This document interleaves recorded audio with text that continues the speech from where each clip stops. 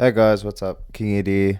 Um, I just heard that the Mighty Guru show was just cancelled. Not just cancelled. I just heard today after I made the Dan Hooker vs Armin Sorokin video. I'm gonna be reacting to DJ's response to the show being cancelled and what my thoughts are on it. So yeah, I'm gonna give this a go because I have my own thoughts on Guru himself and what I think. Like, it's ridiculous, man. Like, like, why is he kamikazing himself? Anyway, we're gonna listen to DJ's responses. And yeah. Welcome back to the channel. Now, I know the whole Twitter and the world is blowing up. It's so funny. So first off, let me go ahead and let you guys know. Yes, the Mighty Guru pod is on ice right now. It's not over completely. Obviously, Guru said some things that obviously I don't agree with. So just to give you guys kind of like a context of how things work. I do not watch all of Guru's content. Meaning that when he is doing his live instant reaction and he has 20,000 viewers in the channel, I'm also doing the exact same thing. I don't babysit him. I don't see what he's saying whatsoever. Ugly inbred little rodents, dude. Cry at a border, bitches. Crying in my chat. Round 5, go cry at a border. Now, when did I hear that Guru said, Man, like, I had a feeling this was gonna happen. Like when they announced the channel happening, I had a feeling it wasn't gonna last that long. I had a feeling. I was like, Guru's just says so much. He's too much, and as much as Demetrius has gone that way with his content, like interviewing these personalities, I would say this was going to happen, but yeah, we'll keep listening. These comments? Me and Michael were at one championship in Japan, and he looked at me, he goes, "Did you see what Guru said?" I said, "I do not. If you guys didn't know this, I do not have Twitter on my phone. Reason why is because it's a very toxic place. And does Twitter make my life better? No. Do I need Twitter in my life? No. So do I have it on my phone? No, I do not." So Michael has Twitter, which is the producer, so does Nick. Michael always lets me know when something's going on that should be brought to my attention, and this was something that was needed to be brought to my attention. Now, with that being said, did I address Guru off camera about this situation? Yes, I did. We talked about it before we filmed the last episode of the Mighty Guru. We talked about it. He even said that, things got to me. The pressure cooker, 20,000 viewers, things were going on. At that time, I still didn't know the full context of what he said. Obviously, Guru had a very, very ugly rant recently on the UFC 322 live instant reaction with Islam versus JDM. I did call him out on it off camera. Guru's rants are pretty fucking disgusting, man. Like, as much as I didn't I enjoy fights, right? But Islam vs JDM was boring. Valentina vs Whaley was boring.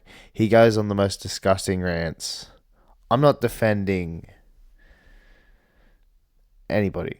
I don't care what you do. If you support this, if you support that. But for him to just rant on and go, "Oh, this inbred this, this inbred that," it's just disgusting, man. Like, after a while, like, really? Is that like is this the person we want representing the MMA YouTube space? Now, I'm gonna make a whole YouTube video on MMA Guru, but yeah, DJ's right. Like, he can't be doing this constantly with a guy who supposed to be representing MMA like more professionally. But yeah, let's keep going. Because I thought that was the best place to do it. And I said, "Dog, you can't be saying this stuff." I asked Guru to stop saying these things. Then we talked about it. Then we went on and continued to film the Mighty Guru podcast. And by the way, it's the best podcast on the MMA space. You look at the numbers, look at the fucking thumbnails, banger thumbnails. We had so many more thumbnails in the pipeline. Miami Vice, Men in Black. I want to do Django Unchained. it was just gold, right? So we did the podcast, we dropped the podcast, and then I'm chilling. Once again, I don't go on Twitter. And I respect Guru for, reaching out. Me and him had a discussion. He was like, dude, I think I'm totally fine of us just, separating and going our separate ways. And I told him, I was like, I don't want you to change. I don't want you, that's how Guru makes his content. He has to change. He doesn't have to change his whole personality, but he definitely has to change, DJ. I'm sorry, I have to disagree. Because his style is still the style of... Like, he's just... He has too many trolls. Like, he has too many people. He does... It's just... He's never going to be treated respectfully by the MMA community if he doesn't change. And he doesn't have to change his whole personality. He can still be rambunctious. He can still be somewhat disrespectful, but he goes on these full rants. He goes full ape shit crazy. For what? Like a couple of engagements and views. Like, it's ridiculous. He has to change. Otherwise, he's not going to be able to make money with you. He's not going to be able to engage in content with you. He can't get sponsorships. He can't get brand deals. Isn't that the point of doing YouTube? Isn't that the point of, like, building your following to be able to make money, to be able to get somewhere? I don't know. It's just, that's my thought on things. But yeah, keep going. And we had a talk prior to, and I was like, dude, like, we gotta, do you think you could tone it down a little bit? And he goes, yeah, but I don't think I can hold myself. Like, I don't expect him to stop doing what he does, because obviously what he's done up to this point, he is the biggest MMA channel on YouTube right now.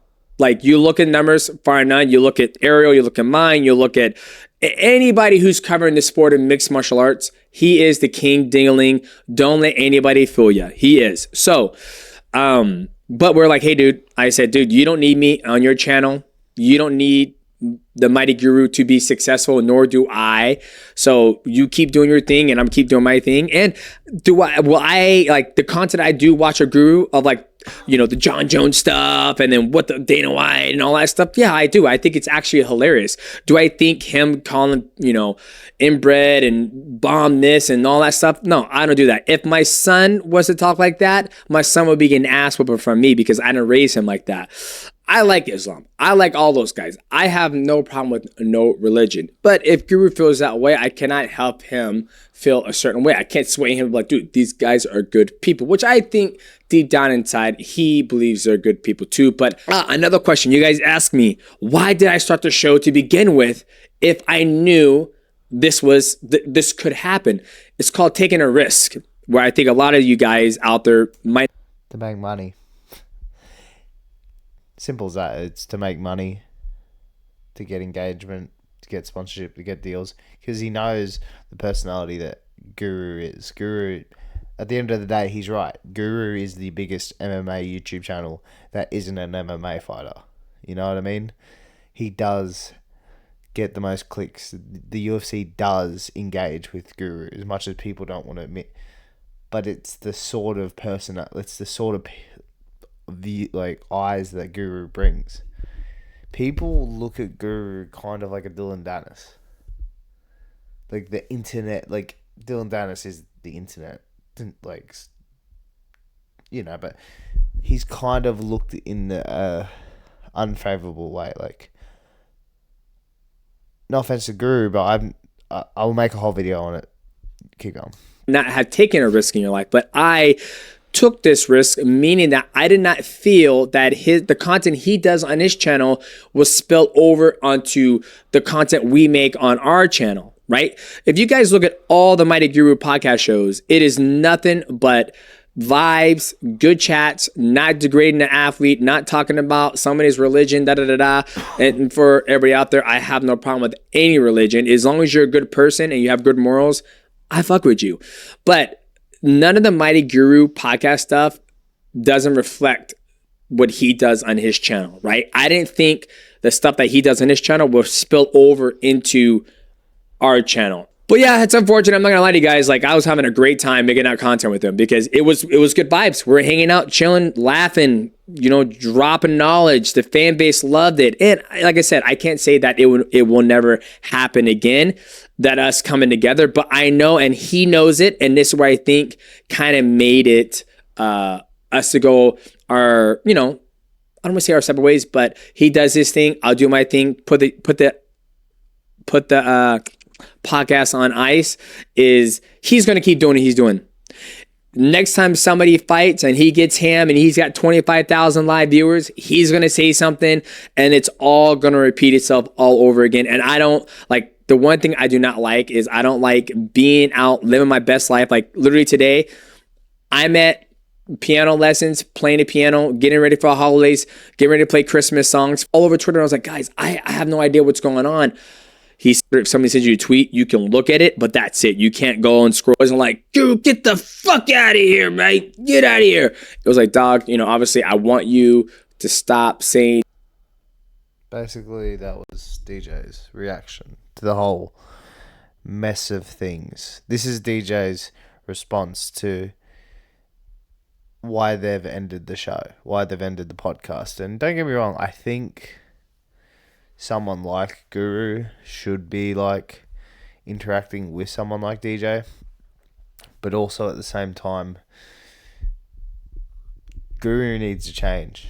Like, he needs to either,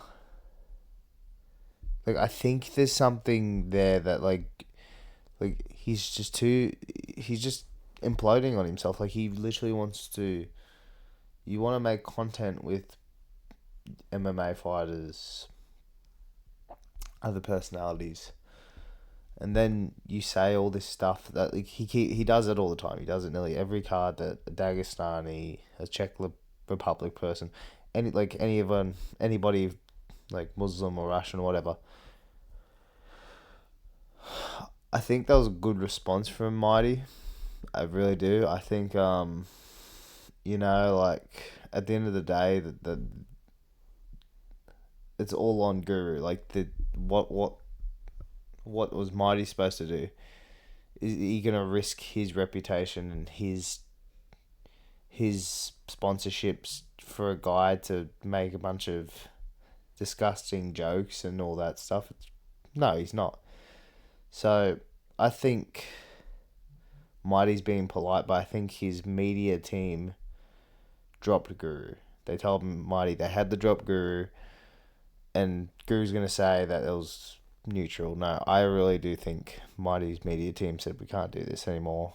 Otherwise, it's going to risk you and your income on YouTube. So yeah, this is my reaction to this controversy on DJ's side. I'm going to react to Guru's side of it.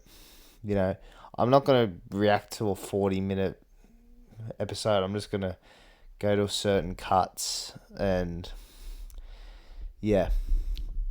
But this is my thoughts on the DJ's response to the MightyGURU show podcast being